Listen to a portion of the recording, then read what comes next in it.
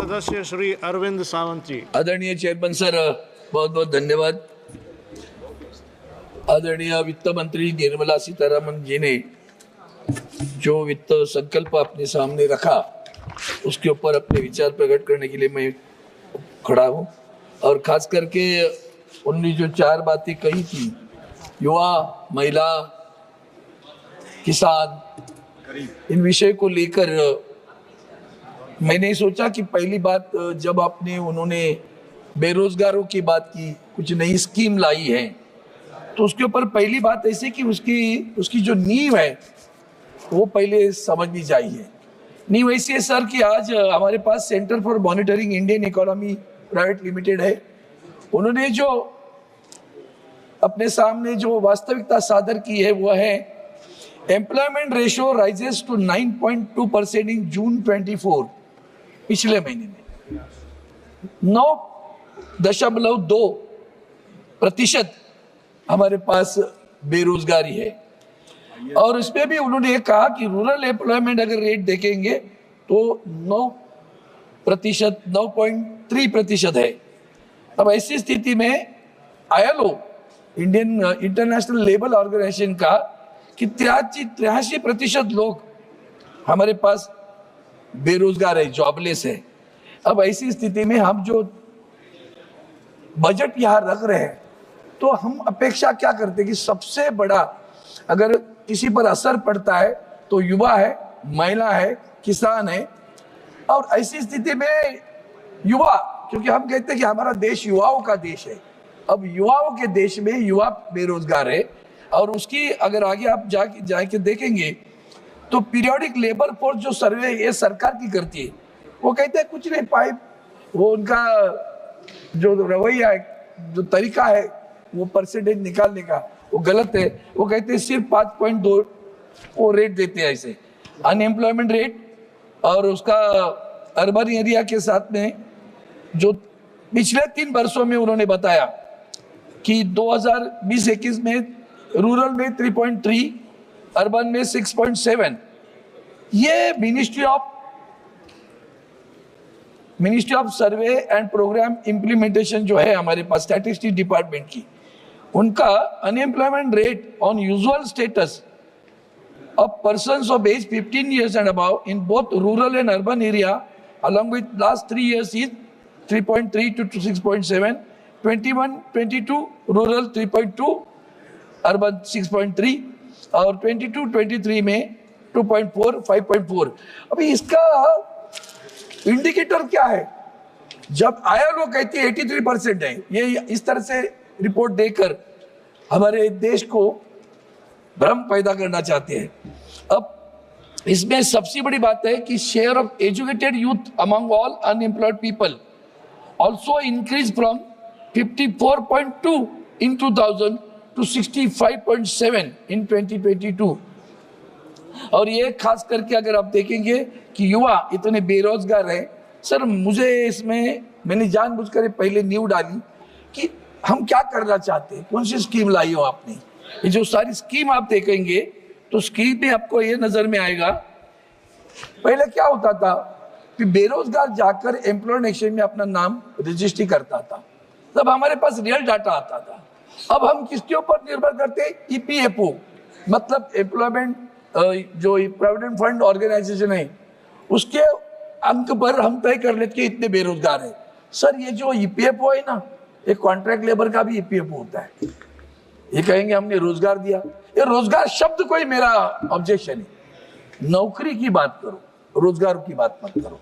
आप जो अभी भी स्कीम में कर रहे हैं ना सर, अभी स्कीम उन्होंने जो लाई है उस स्कीम में आप अगर देखेंगे तो उसमें पता चलेगा आपको, उन्होंने जो सारी स्कीमें जो लाई है उस स्कीम में खास करके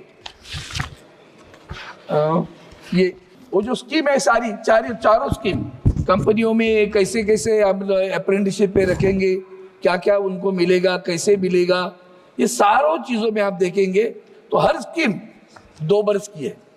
ये तो अग्निवीर हो गया, 2 वर्ष के बाद में क्या करेगा, क्या देने वाले हो? 1 लाख तक महीना, हर माह जिसकी तनख्वाह 1 लाख है उसको 15,000 रुपया। पहले तो मुझे समझ में ही नहीं आता उसको क्यों देना है।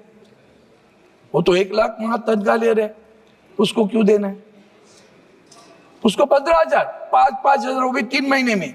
उसके बाद में अगर वो 1 वर्ष पे लड़का छोड़कर गया नौकरी, तो फिर क्या करोगे? कंपनी से हम पैसे लेंगे। मतलब सरकार के राशि से कुछ नहीं जा रहा है, सरकार से राशि से कुछ नहीं, जिम्मेवारी में नहीं, और बाकी सारा CSR फंड में होगा। ये सारी चीजों को देखते सर, तो ये जो चीजें आप लोग कर रहे हो, ये मुझे समझ में नहीं आ रहा है कि सही में आपको अनएम्प्लॉयमेंट को निकालना है कि नहीं निकालना है। आप बेरोजगारी को सोचिए सर। मैं थोड़ा सा ट्रेड यूनियन में काम करता है, मेरे साथ में अनिल देसाई जी भी वही काम करते हैं। कहाँ नौकरी आए हो तो बताओ, पहले तो बताओ। 500 कंपनियां, बस भी कंपनियां तो बताओ, कहाँ नौकरी लगाने वाले हो? मैन्युफैक्चरिंग, मुंबई जैसे शहर में तो सब गया। हमारे महाराष्ट्र में से तो सब लूट कर लेके गए आप। वेदांत फॉक्सकॉन गया, टाटा एयरबेस गई, बर्ड ड्रग पार्क गया, मेडिकल डिवाइस पार्क गया, सारे कारखाने जो उद्योग थे लेकर गुजरात में लेके गया। तो रोजगार कहाँ है? कौन सा मैन्युफैक्चरिंग यूनिट आ रहे हैं बताओ तो सही, कहाँ रोजगार देने वाले हो? हमारा एक सवाल, बुनियादी सवाल है, तब जाकर आप कहो। मैंने इसीलिए कहा कि कुछ नहीं है, ये अग्निवीर है सर। अभी आगे बताता हूं आपने क्या किया। सारे पब्लिक सेक्टर बेच डाले, कहाँ नौकरियां बताओ तो सही। पढ़े लिखे बच्चे कहाँ जाएंगे? ये जो 10वीं 12वीं कक्षा के जो रिपोर्ट है मेरे पास, उस रिपोर्ट में आप देखेंगे कि जो कम पढ़े हुए बच्चे हैं उनकी संख्या 12वीं या 10वीं कक्षा पास करने वाले लोगों की संख्या ज्यादा है, और ग्रेजुएट वालों की संख्या, वो कहाँ नौकरी करेंगे बताओ? बैंकों में लेने वाले। आप किसी भी बैंक के ब्रांच में जाकर देखो, अंधेरा छा हुआ है। अभी AI आएगा तो और भी तकलीफ आएगी, आर्टिफिशियल इंटेलिजेंस, तब क्या करोगे? देश की आबादी का सोचो, 140 करोड़ में कितने लोग बेरोजगार हैं। आप देते हो सीधा 4 करोड़ लोगों को जॉब मिलेगा, 2 वर्ष के बाद में क्या करेगा? अग्निवीर बनेगा क्या? नहीं पता चल रहा है सर। और इसलिए मैं कहता हूं, bank, insurance, rail, post, oil, सारी कंपनी आपने बर्बाद कर दी। हाल ही में मैं जर्नी कर रहा था, तो रेल में 2 कर्मचारी मिले मुझे, और उन्होंने कहा सर, मैं बोला क्या करते हो? तो बोला मैं जनरेटर ऑपरेटर हूं। एक ने कहा मैं हाउस कीपिंग करता हूं। तो उसने कहा जब मैं नौकरी पे लगा तो उस वक्त मुझे 45,000 तनख्वाह मिली। 2 वर्ष के बाद में वेंडर चेंज हुआ, मेरी तनख्वाह सीधा 16,000 आ गई। फिर 2 वर्ष के बाद में नया वेंडर आया, फिर 18,000 पे गया। अब नया वेंडर अभी और नया वेंडर आया, 24,000। हमने तो सब प्राइवेटाइजेशन। हमारे यहाँ पार्लियामेंट में बैठे हम, पार्लियामेंट का स्टाफ कहाँ है? कहाँ गए सब? CISF, हमारी उनसे दुश्मनी नहीं है, क्यों हमारे स्टाफ को निकाला? समझने तो दो। BVG करता है हमारा सारा, हमारा राष्ट्रपति भवन BVG, पार्लियामेंट की सफाई BVG करने। और कौन? हमारे स्टाफ कहाँ गए भैया? ये जो पार्लियामेंट में हमारा स्टाफ था, हाँ CISF को लगा दे, चौराहे पे लगाओ। अंदर क्या है? क्यों उनके ऊपर आप अन्याय कर रहे हो? कहाँ है बताओ तो सही। कौन से नौकरी पे गए? कहाँ निकाल दिए? किसने निकाला? किसने निर्णय लिया? 25-25, 30-30 साल जिन्होंने अपनी जान प्राण न्योछावर किए इस पार्लियामेंट को रक्षा के लिए, जिन्होंने प्राण न्योछावर किए, वो CISF वाले नहीं थे सर, वो हमारे कर्मचारी थे। सबको हटाया आपने मन मर्जी। मोदी साहब है तो मुमकिन है, निकाल दिया आपने। वो अपनी नोकिया कंपनी मद्रास में एक दिन में मन में आया बंद कर दी। 40,000 लोग कहां जाएंगे नहीं पता। हम बता रहे नया, जो बंद हो रहा है कौन बताएगा? आज हमारे ऑटोमोबाइल टेक्नोलॉजी में इलेक्ट्रिक व्हीकल्स आ गई। सर हमारी जो पहली पुरानी डीजल पेट्रोल इंजन की व्हीकल थी, तो उसके लिए एंसिलरी बहुत सारे मूविंग पार्ट्स है उसमें। इलेक्ट्रिक व्हीकल पे मूविंग पार्ट नहीं है, तो उसके लिए जो मूविंग पार्ट्स होने की वजह से एंसिलरीज कंपनियां होती थी, आज सारी एंसिलरीज कंपनियां बंद पड़ी। कोल्हापुर में जाओ, एंसिलरीज कंपनियां बंद पड़ी है, बेरोजगार हुआ, उम्र वही 40-45। कहाँ रोजगार है? आपके रोजगार शब्द से मैं देखता हूं, कहाँ रोजगार है वो तो बताओ। और सबसे बड़ी बात है, कौन सी नौकरियां देते हो? आपके कानून इस देश में रोजगारों के लिए, नौकरियों वाले काम करने वालों के, मजदूरों के लिए क्या कानून बनाए सर? हमने कानून बनाया जिस कंपनी में 300 और 300 से कम कर्मचारी हो, अगर कंपनी का मालिक चाहता है बंद करना है तो उसको किसी की अनुमति लेने की जरूरत नहीं है, बंद करेगा। कृपया कंक्लूड कीजिएगा। बंद करेगा, मर्जी है, मेरी मर्जी। उसके बावजूद हमारे क्या टर्म्स है सर? कैजुअल, कॉन्ट्रैक्ट लेबर और फिक्स टर्म। कैजुअल क्या होता है? कैजुअल मतलब एक दिन का काम है, बुलाया 2 दिन छोड़ दिया। हमारे नेवल डॉक में सरकार नेवल डॉक में, मुझे पिछले हफ्ते लोग मिलने आए, 25 बरस सर कैजुअल एम्प्लॉइज, 25 बरस कंटिन्यूस सर्विस, ब्रेक नहीं है। 25 बरस कंटिन्यूस सर्विस करते हैं कैजुअल एम्प्लॉइज करके नेवल डॉकयार्ड में। ये तरीका है। मैंने रक्षा मंत्री को पत्र लिखा, मैंने वेस्टर्न कमांड को पत्र लिखा। पत्र लिखने के बाद क्या हुआ सर? पत्र लिखने के बाद इमीडिएटली वेस्टर्न कमांड सतर्क हुआ और उन्होंने सोचा कि अब हम वेंडर बुलाएंगे, जल्दी से थर्ड पार्टी कर देंगे। तो 25-25 साल नौकरी करने वाले लोगों को अब वेंडर के पास भेजोगे, अपनी जिम्मेदारी छूट गई। मर जाओ, किधर भी जाओ। Mazagon dock fix term employ sir please sir 2-2 बरस के लगते, 2 बरस।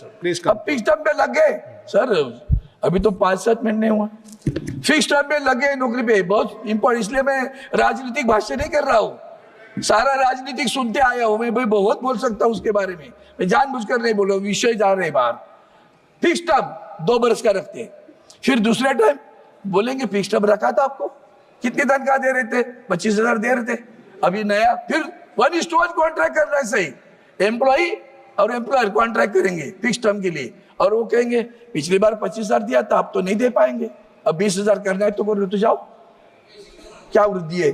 फिक्स टर्म 7-7 बार fix term. Mazagon dock government PSU 14-14 साल लोग काम कर रहे हैं। एक्सिस बैंक, मैं नाम लेकर जानबूझकर बोल रहा हूं, ठीक, लोग 10 बरस काम किए, तनख्वाह नहीं बढ़ रही सर। तनख्वाह बढ़ाएंगे कैसे? वो कितने वेंडर की बोलो, वेंडर बोलता है मैं देने के लिए राजी हूं, बैंक मुझे दे नहीं रही है। हजारों कर्मचारियों के हाल हो रहे सर। सर मेरा समाप्त, मैं करता हूँ ना 2 मिनट में समाप्त। इतना बड़ा महत्वपूर्ण विषय है, 5 मिनट में सर इतना बड़ा 20 घंटा दिया है। मैं BSc कमेटी में हूँ जी। हमारे। आज आपने मुझे बजट पर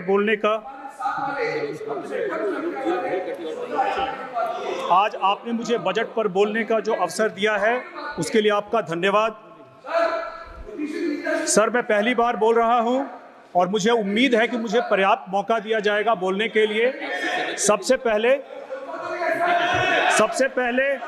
मैं जमुई की जनता, सर सबसे पहले मैं जहां से चुन करके आया हूं जमुई लोकसभा की जनता को अपना धन्यवाद करना चाहूंगा, जिन्होंने पहली बार मुझ पर और तीसरी बार मेरी पार्टी को पे विश्वास करके हमें भारत के संसद में भेजा है।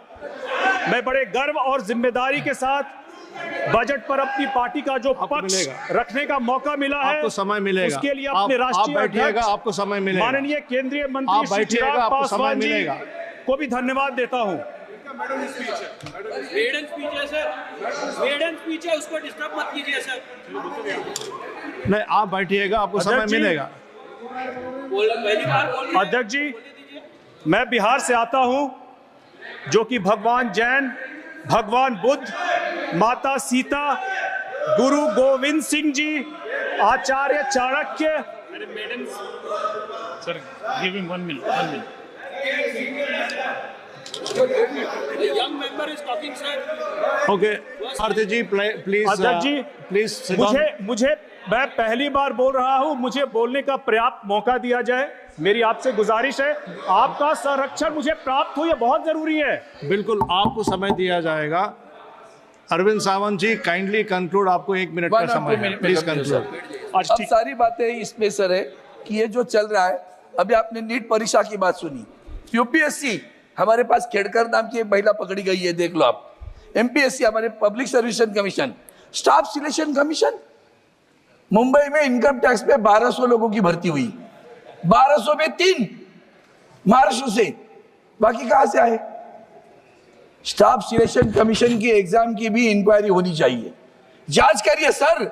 मैं किसी प्रांत से हमारी दुश्मनी नहीं है, पूरे भारतवर्ष से, बाकी सारे राज्य नहीं, 2 राज्यों से सारे लोग आ गए। कमाल की बात है। तो जांच करने की मैं मांग करता हूं। आखिर में 2 मुद्दे रखता हूं। एनसीएलटी, वो एनसीएलटी में इसके कितने केस पड़े आपने जिक्र किया है। जेट एयरवेज, आज तक उनको एनसीएलटी दिखाई दिया, उनके ग्रेजुएटी और पीएफ दे दो, पैसा नहीं मिल रहा है सर। हयात रिजेंसी मुंबई में बंद पड़ा हुआ है होटल, पैसा नहीं मिल रहा है सर। लोग बेकार हो रहे 30-30 साल सर्विस करने के बाद में भी। इसलिए मेरी प्रार्थना है आपसे, इस मुद्दों को लेकर अगर सरकार युवा बेरोजगार की बात करती है तो उसमें मुझे आपको यही बताना है कि और एक बार आखिरी मुद्दा आता है। ये सब करने के बाद पेंशन 10 बरस लड़ रहा हूं, ईपीएस पेंशन 95, 800 रुपया, 1200 रुपया, क्यों उनसे खिलवाड़ कर रहे हो सर। और इसलिए मैं आपसे प्रार्थना करता हूं, महाराष्ट्र के 3 मुद्दे, एक मिनट में खत्म कर रहा हूं। एक है छत्रपति शिवाजी महाराज। ये कहते हैं हमारे महाराष्ट्र में छत्रपति शिवाजी महाराज के आशीर्वाद भाजपा के साथ, और वही छत्रपति शिवाजी महाराज का statue Chhatrapati Shivaji Maharaj railway station पे खड़ा करने के लिए कहा तो रेलवे का चेयरमैन कहता है पॉलिसी नहीं है, पॉलिसी नहीं तो वल्लभ भाई पटेल जी का स्टैचू कैसे लगाया, विश्वेश्वरैया का स्टैचू कैसे लगाया। छत्रपति शिवाजी महाराज का स्टैचू लगाने के लिए पॉलिसी नहीं है। आपकी लैंड पॉलिसी भी अब तक खराब हुई सर। और इसलिए प्रार्थना तो मराठी भाषा क्लासिक लैंग्वेज का दर्जा देना है, छत्रपति शिवाजी महाराज का स्टैचू बनाना है। और नाना शंकर सेठ, हम जो देश में रेल घुमा रहे हैं ना, वो रेल जिसने देश में पहली लाई उनका नाम है नाना शंकर सेठ। उनका नाम मुंबई सेंट्रल स्टेशन के लिए मांग 10 बरस से करता रहा हूं। थोड़ा सा आगे बढ़ी सरकार, अभी भी नहीं हुआ है, वो करिए, इतनी मेरी प्रार्थना है। तब जाकर बजट की बात करिए, बाकी सब झट है, छोड़ दो। धन्यवाद।